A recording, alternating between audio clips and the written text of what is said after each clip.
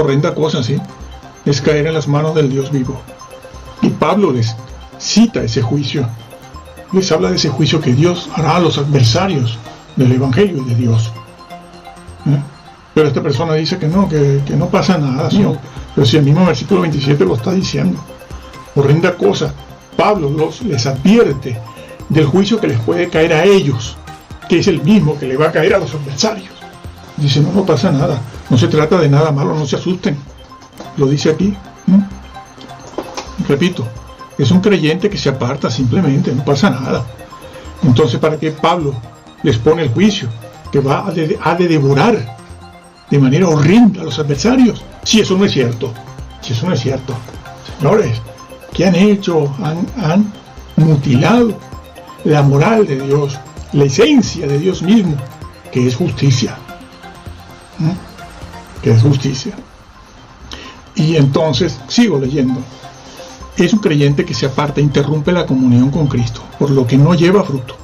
Una simple 26, 27, 28, 29, donde se habla de un juicio, donde la sangre de Cristo es pisoteada, el Espíritu Santo es violentado, y todo eso dicho acerca de lo que le va a pasar a los adversarios en un juicio de condenación en el lago de fuego, donde Pablo está haciendo que aquellos hebreos dirijan su mirada hacia esos juicios.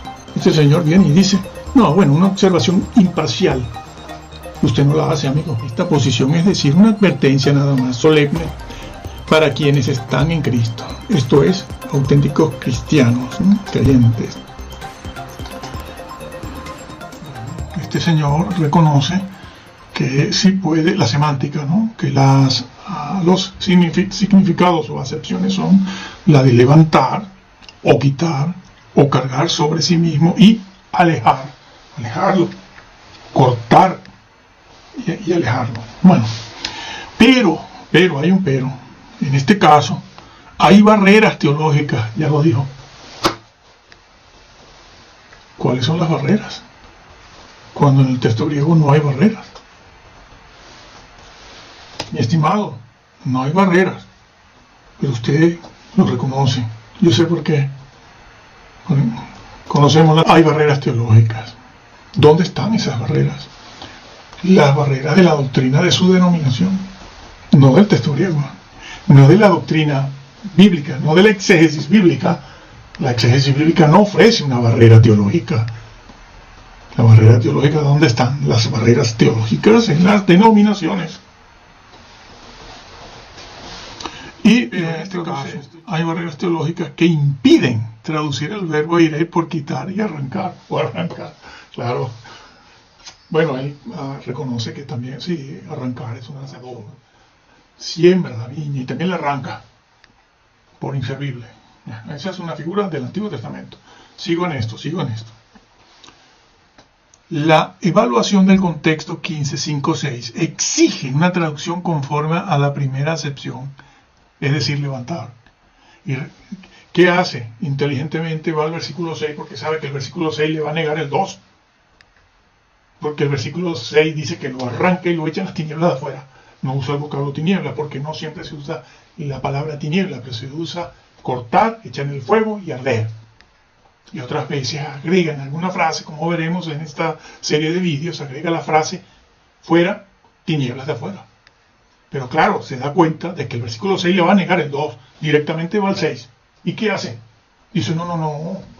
El 6 no está diciendo, no está hablando de eso, está hablando del sufrimiento del cristiano. Lo cambiaron por un purgatorio. De allí que hace año y medio, cuando yo dije... Bueno, sí. Pero eso es lo que pasa, que hay una contradicción completa entre ellos mismos. Porque ellos, los calvinistas, según quien sea, claro, confunden. Bueno, ustedes están confundidos, ¿no? Porque unos dicen una cosa en cuanto al versículo 2 y otros dicen otra cosa con respecto al versículo 2. Y según lo que digan en cuanto al versículo 2, como consecuencia, también será una cosa distinta la que se diga del versículo 6.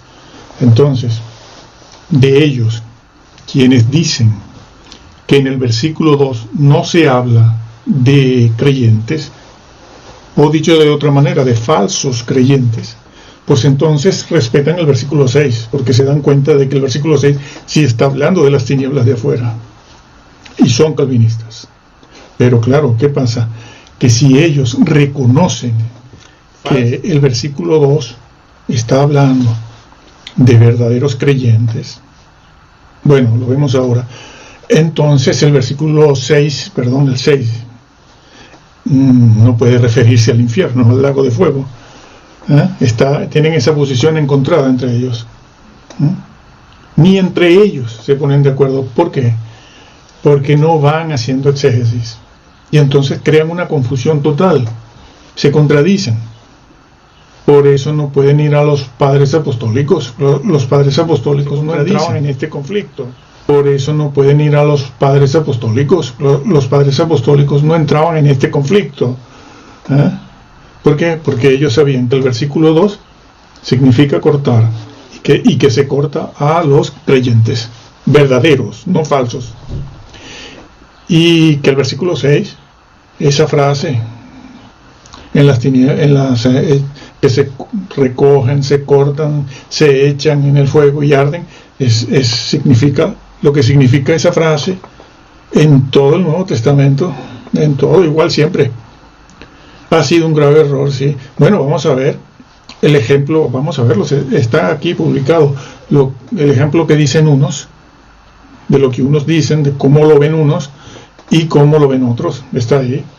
Bean, Robertson, Beacon, todo eso. Pero vamos a verlo desde el texto que ustedes están viendo. Entonces, bueno, vamos a verlo de inmediato. Y está por aquí. Bueno, este es el texto griego que ustedes ya hemos venido viendo analizando hace rato, que existen desde hace ya muchísimas décadas y siglos también. Y lo pones aquí, pero después vas a la interpretación. Esta misma persona presenta las dos posibilidades que hay entre ellos, no bíblicamente. La exégesis bíblica no presenta varias opciones de cómo interpretar esto, sino una sola. Pero como ellos no van haciendo exégesis, pues entonces unos dicen una cosa y otros dicen otra cosa. Y esta persona, que no voy a nombrar, presenta las dos posibilidades, pero él mismo después fija su posición, que es contraria a la de Bean, por ejemplo, o la de Robertson, o a la de Bonnet, que es muy bueno. Son estos libros que tengo yo ahí, pero él también deja ver la influencia calvinista. No evangélica, no. Porque, para empezar, que en la Reforma hubieron por lo menos mínimo 2 grupos. Pero después habían sus matices. Sí. Bueno, esta persona dice aquí, bueno, ustedes lo tienen y lo leen ustedes, yo simplemente hago referencia aquí, y quien tiene el texto de la enseñanza.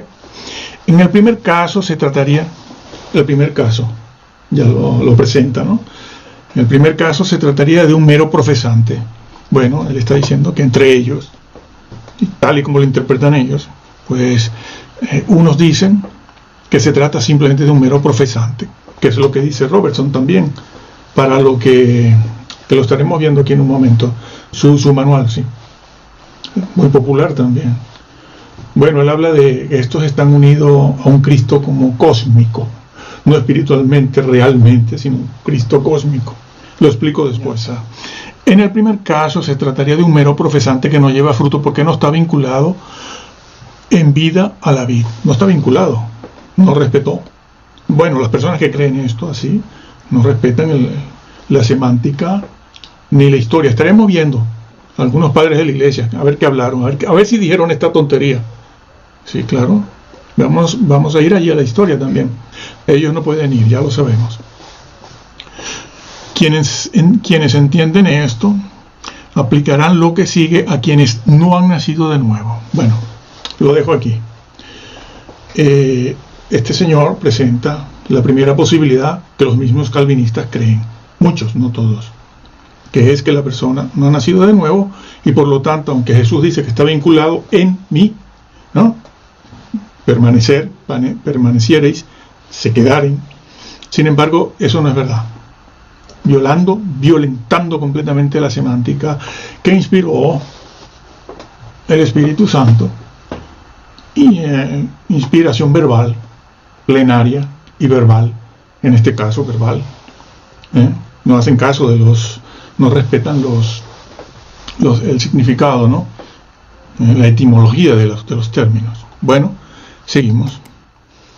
Bueno, también hace referencia al libro de Hebreos aquí, dice en la epístola a los Hebreos, bueno, arriba, esta es una posición semejante a la que algunos tienen con respecto a Hebreos 6 y Hebreos 10, que esta persona, esta que estamos viendo, ahí hace un verdadero disparate. Lo veremos también.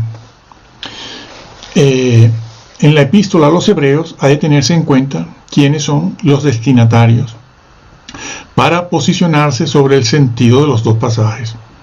El escrito no está destinado a incrédulos, sino a creyentes. Él mismo lo dice ya. Bueno, sí, es verdad, está dicho a creyentes. Sí, está dicho a creyentes. Eso es verdad.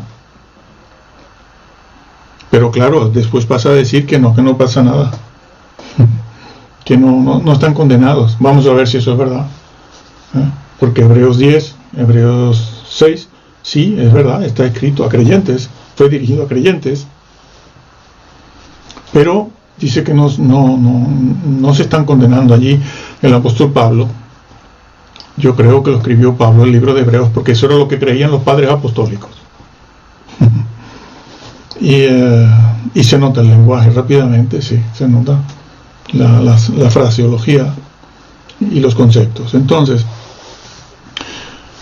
dice, regreso aquí, el escrito no está destinado a incrédulos, sino a creyentes, y en las dos citas que acaba de hacer, de Hebreos 6 y 10, la identificación con creyentes es evidente. Pues sí. Una de las pruebas más sencillas en este sentido es que el autor se une a los destinatarios del entorno textual. Hebreos 10, 26, 30. Nosotros estaremos viendo a partir del 26 precisamente, sobre todo el 26. Bueno, esta misma persona ya va fijando su propia posición, porque aquí a continuación dice, en el ejemplo que Jesús pone, ocurre lo mismo que él acaba de explicar de Hebreos 6 y 10, que está dicho a creyentes. Y entonces esta persona acepta eso también, acepta eso mismo, pero al mismo tiempo lo acepta del versículo 2 de Juan 15, porque lo dice, ¿no? Repito, voy a repetir, en el ejemplo que Jesús pone, el de la viña, Juan 15, ocurre lo mismo.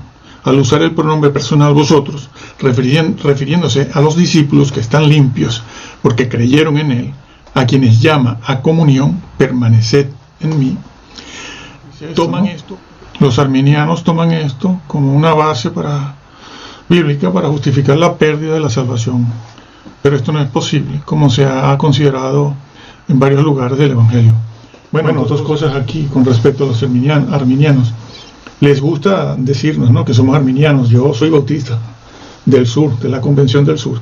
De arminiano no tengo nada.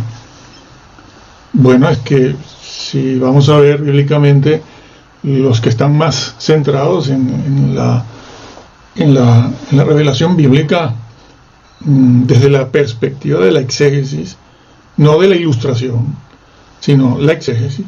Los arminianos y wesleyanos están muy centrados en la verdad. Ahora, yo no soy arminiano, pero les gusta decir eso, porque no pueden ir más allá, más atrás de Arminio y del siglo XVI, no pueden ir. A los primeros 4 o 5 siglos no pueden ir, porque los padres apostólicos y de la iglesia del siglo 3, 4, hasta Agustín, y después de Agustín, ellos pensaban que la salvación se perdía. No, esa es otra fraseología de ellos, de estas personas. La salvación no se pierde, se deja de alcanzar, que es otra cosa.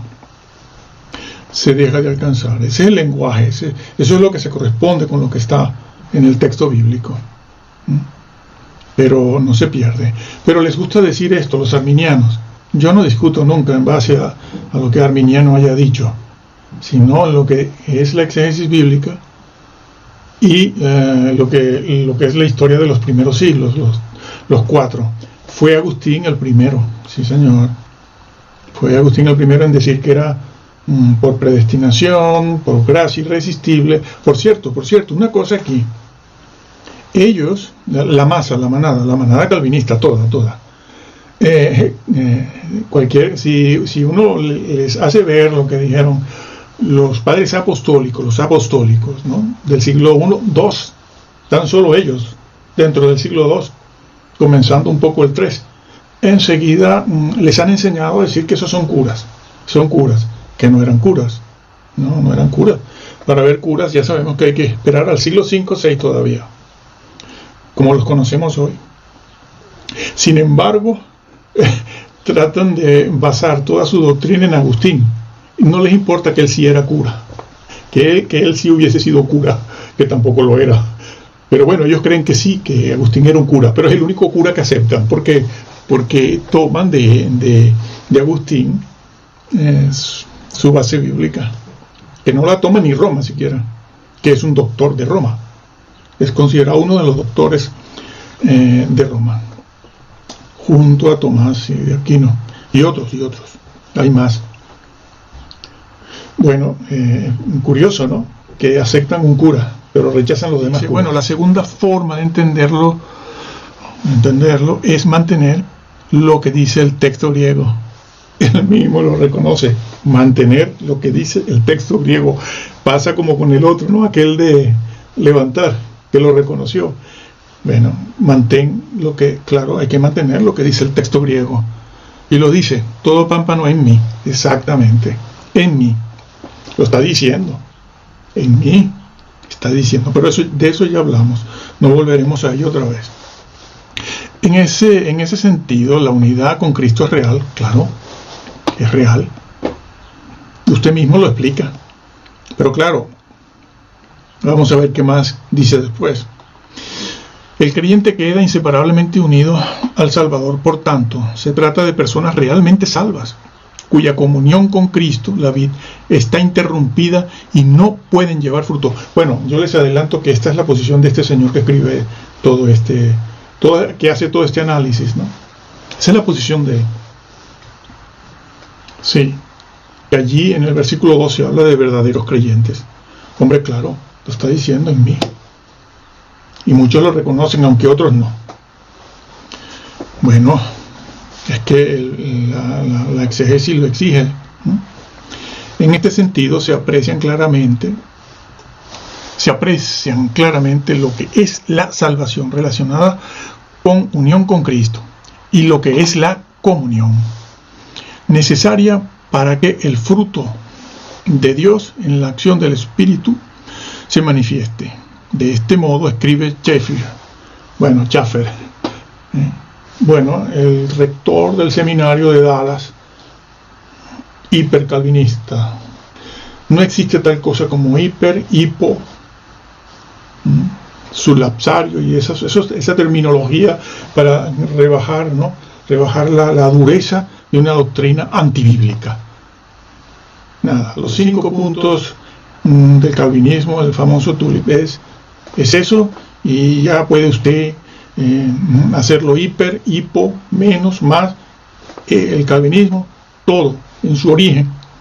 Y desde el punto de vista exegético, no ilustrativo, no muy ilustrado de leyendo libros y por aquí esto y por aquí lo otro, no, exegéticamente, es un grave error, un gravísimo error. Bueno, pasa este señor a decir lo que dice Schaffer, como ustedes lo pronuncian, que yo no lo voy a hacer aquí, no hace falta. No hace falta. Bien, puse aquí una observación, que es que no se trata de realmente, como ya yo he explicado lo que enseña la Biblia, de una unidad aparente, el vocablo permanecer, si permaneciereis, en el versículo 6, y también, sí, esa expresión en mí, no pertenece esa expresión a un lenguaje equívoco, que puede significar una cosa o la otra. Nadie lo sabe. No es por Dios. ¿Qué han hecho ustedes? ¿Qué han hecho? A hacer de la inspiración verbal un lenguaje equívoco. No es equívoco. En mí. Es realmente en mí. Está en Cristo, como ya hemos explicado. Bueno, él sigue esto que han leído ustedes, que les preocupa. Sigue diciendo esta persona que estos creyentes a los que se le dirigen estas palabras en Hebreos 10 y Juan 15:2, insisten en ser rebeldes. Lo dice, no, que estas personas, estos cristianos son rebeldes e insisten, quieren ser rebeldes, y el Señor no le queda otro remedio que, bueno, dejarlos. Supuestamente, pero no es eso. Están torciendo la Escritura completamente. Retomo aquí la lectura. El pecado voluntario. Indudablemente, haber recibido todo cuanto es preciso para llevar fruto y negarse a llevarlo supone un acto de rebeldía voluntaria contra Dios, nada menos, levantando el puño contra Dios, pero los considera creyentes, que no pasa nada. Al final no va a pasar nada. No se van a condenar ni va a pasar nada. Que entra de lleno en un pecado voluntario. Es un creyente que se aparta, interrumpe la comunión con Cristo, por lo que no lleva fruto. Una simple observación imparcial, dice, permite definirse en esta posición, es decir, una advertencia solemne para quienes están en Cristo. Esto es, para auténticos creyentes, lo dice, lo considera, esta persona considera. Claro, ustedes entran en un conflicto porque después ven a otros calvinistas que dicen que no eran verdaderos creyentes. Y claro, dicen, bueno, ¿en qué quedamos por fin? Claro. Por eso siempre les digo, lean la Biblia y créanla tal cual está, porque así se equivocarán menos, con la garantía de que van a serle fiel al Señor y van a remisión por los pecados. Sino lo que he puesto allí, ustedes lo conocen, ¿no? Una horrenda expectación de juicio que ha de devorar a los adversarios. Y Pablo pone esas palabras amenazantes. Aquí no valen medias tintas, señores. El apóstol Pablo está diciéndolo de manera clara. Y les hace ver a aquellos creyentes, la mayoría hebreos, hebreos. No estamos viendo el trasfondo del libro de Hebreos. Pero la mayoría de ellos que conocían la salvación en Cristo Jesús, y Pablo les dice, les pone al lado del juicio que les espera a los incrédulos. Horrenda cosa es caer en las manos del Dios vivo. Y todo eso dicho acerca de lo que le va a pasar a los adversarios en un juicio de condenación en el lago de fuego, donde Pablo está haciendo que aquellos hebreos dirijan su mirada hacia esos juicios. Este señor viene y dice, no, bueno, una observación imparcial. Usted no la hace, amigo. Usted no la hace, mi estimado, porque no está haciendo caso. Y horrenda cosa, ¿sí? Es caer en las manos del Dios vivo. Y Pablo les cita ese juicio. Les habla de ese juicio que Dios hará a los adversarios del Evangelio y de Dios. Pero esta persona dice que no pasa nada, son auténticos cristianos, Dios mío. Pero si el mismo versículo 27, cristianos, Dios mío. Pero si el mismo versículo 27 lo está diciendo. Horrenda cosa. Pablo les advierte del juicio que les puede caer a ellos, que es el mismo que le va a caer a los adversarios. Dice, no pasa nada, no se trata de nada malo, no se asusten. Lo dice aquí. Repito, es un creyente que se aparta simplemente, no pasa nada. Entonces, ¿para qué Pablo les pone el juicio que ha de devorar de manera horrenda a los adversarios? Si eso no es cierto. Si eso no es cierto. Señores, ¿qué han hecho? Han mutilado la moral de Dios, la esencia de Dios mismo, que es justicia. Que es justicia. Y entonces, sigo leyendo. Es un creyente que se aparta, interrumpe la comunión con Cristo, por lo que no lleva fruto. Una simple observación imparcial, dice, una simple. Pero usted no la hizo. Usted está usted el versículo ese, 26, 27, 28, 29, donde se habla de un juicio, donde la sangre de Cristo es pisoteada, el Espíritu Santo es violentado, y todo eso dicho acerca de lo que le va a pasar a los adversarios en un juicio de condenación en el lago de fuego, donde Pablo está haciendo que aquellos hebreos dirijan su mirada hacia esos juicios. Este señor viene y dice, no, bueno, una observación imparcial. Usted no la hace, amigo. Usted no la hace, mi estimado, porque no está haciendo caso de ese juicio. No es una cosita. Pero yo no estoy diciendo nada que no esté escrito. Después vamos a ver a Bean, a ver qué dijo. A Robertson, que ustedes, claro, se van guiando por estos manuales que son populares. Son de venta popular. Entonces hay que tener cuidado. Mucho cuidadito con todo esto muy popular. Porque aquí, entre paréntesis, quiero hacerles ver una cosa. En un sentido, existe la ilustración. Una cosa es ser un cristiano ilustrado, una persona que lee muchos libros sobre la naturaleza de Dios, sobre la salvación, sobre el pueblo de Israel, la cultura de la iglesia primitiva, cómo se lo comían los leones y todo esto, y que es el Espíritu Santo. Ilustración, libro tras libro, tras libro, tras libro, tras libro. No exégesis bíblica. Son dos cosas diferentes. Claro, usted se ilustra mucho. Empieza a escuchar a personas que hablan de la naturaleza de Dios, el Dios Trino, Dios Padre, esto, lo otro, la encarnación, y usted se queda completamente asombrado. Claro, dice, uy, esto va para el cielo, alto. Depende. Si está mutilando la palabra de Dios y simplemente negando doctrinas importantes de la Biblia que son necesarias para guardar la salvación, esa persona no entra. Esa persona no entra. Acuérdense de los judíos y los hebreos, que eran personas que tenían a su cuidado el texto, más el texto hebreo, que ha llegado a nosotros gracias a que los mismos que se oponían a Jesús lo cuidaron. Cuidaban ese texto, pero ellos no entraron. ¿Por qué? Porque su doctrina era errónea. Tenían una doctrina completamente errada. No te sirve cuidar mucho el texto hebreo o el texto griego y después tergiversar las escrituras. El Señor lo dijo, aquel que cambie, que agregue o quite. ¿Quién puede agregar o quitar del texto bíblico, de los manuscritos originales? Pues una persona que está en ese trabajo, y porque está en ese trabajo va a entrar. No, como me quites algo, yo te quito a ti del libro de la vida, y como agregues algo, yo te agrego las plagas. Hombre, es que yo he estado cuidándote el texto griego. No, eso no es suficiente. Has de ser fiel en todo. No has de cambiar mi palabra. Y esta persona, como estoy demostrando, esta persona admite.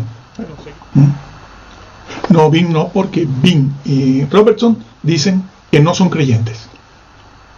Lo vamos a ver. Yo pongo aquí y se los demuestro. No son creyentes, por lo tanto el versículo 6 sí se refiere, según ellos y según la Biblia, al lago de fuego.